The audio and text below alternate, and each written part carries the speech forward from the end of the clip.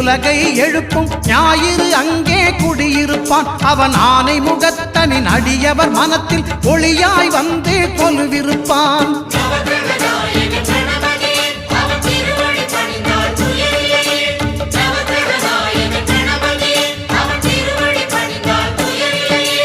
ஒன்பது கோளும் ஒன்றாய் காண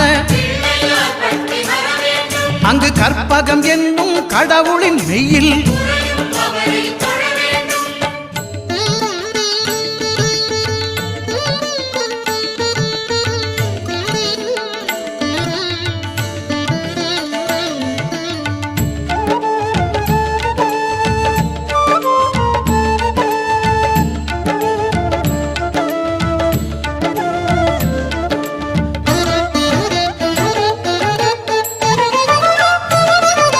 திங்கள் பகவான் திருமுகம் காண